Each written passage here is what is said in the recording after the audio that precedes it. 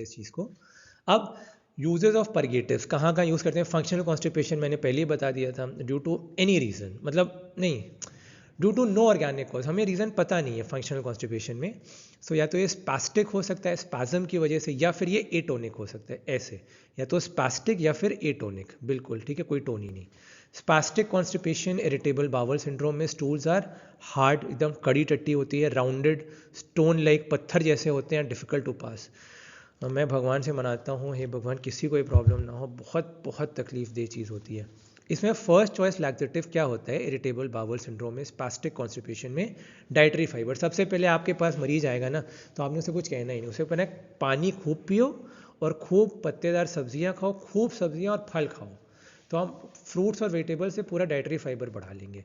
या कोई से भी बल्क फॉर्मिंग एजेंट जो डिस्कस हुए हैं, ईस्पा घुला हस्क या सिलियम हस्क, ठीक है, इसको महीनों, कभी हफ्तों, महीनों, सालों तक भी ज़रूरत पड़ सकती है। सबसे इंपॉर्टेंट चीज़, स्टिमुलेंट परगेटिव्स एब्सोल्युटली कॉन्ट्राइंड, गलती से भी मत देना।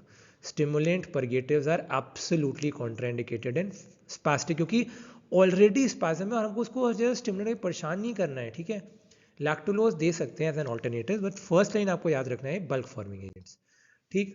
अब एटोनिक में टोन पूरी लूज हो, और टोन लूज हो गई है ऐसे है बावल, नॉर्मल आप लोग पढ़ी चुके हो उसमें फिजियोलॉजी में माइग्रेटरी मोटर कॉम्प्लेक्सेस बनते हैं। अगर आपने ज्ञानोंग या गाइटन से फिजियोलॉजी पढ़ी हो, एमएमसीज कहते हैं उनको, माइग्रेटरी मोटर कॉम्प्लेक्सेस इंटेस्टीन में होते हैं, ऐसे वो मूवमेंट कराते हैं इंटेस्टीन का, इस तरह से, ठीक, इस तरह से मूवमेंट होता है। सो अब क्या हो गया, एटोनिक हो गया बावल, एकदम स्लगिश ऐसे है, कुछ भी मूवमेंट नहीं हो रहा।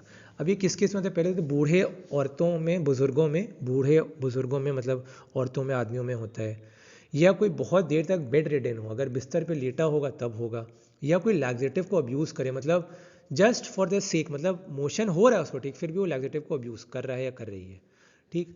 अब इसमें क्या करेंगे, सबसे पहले तो नॉन ड्रग मेजर्स हम बोलेंगे, खूब सारा पानी पीजिए, एक्सरसाइज करिए, वर्जिश करिए, रेगुलर हैबिट्स होनी चाहिए आपकी, स्लीपिंग वेकिंग टाइम नॉर्मल होना चाहिए, प्रॉपर होना चाहिए, रीअश्योर करिए कि ठीक हो जाएगा, ठीक हो जाएगा, ठीक है। अब कोई बहुत ही ढीठ हो मरीज, तो उसमें क्या करेंगे, तब आप बल्क फॉर्मिंग एजेंट दे सकते हैं, ईसबगोल की भूसी, सिलियम हस्क, प्लांटागो, सेल्यूलोज, ये सारे आप दे सकते हैं जो कि बल्क बढ़ाएं, ठीक। अब अगर अभी भी मरीज़ को कहे कि नहीं भैया डॉक्टर साहब हमको कोई दवाई लिखिए ही लिखिए, वो बोलेगा हमको ईसबगोल की भूसी नहीं चाहिए डॉक्टर साहब, हमको दवाई लिखिए, तो अब भैया नहीं मान रहा आपकी बात, तो लिख दो बाइसाकोडेल, लिख दो बाइसाकोडेल या सेना लिख दो, उसको बोल दो हफ्ते में 1 या 2 बार इसको खा लो, बट इसको कितना कम से कम, मतलब for as short a period as possible, कम से कम देर के लिए देना है, ठीक। अब बेड रिडन पेशेंट, जैसे मैंने बताया था, हार्ट अटैक के मरीज, स्ट्रोक हो गया, सेरेब्रोवास्कुलर एक्सीडेंट हो गया, फ्रैक्चर्स हो गए या पोस्ट ऑपरेटिव हो गया, to prevent constipation bulk forming agents को रेगुलर शेड्यूल पे देना है। प्रिवेंशन भी डिस्कस करूंगा, ट्रीटमेंट भी, पहले प्रिवेंशन।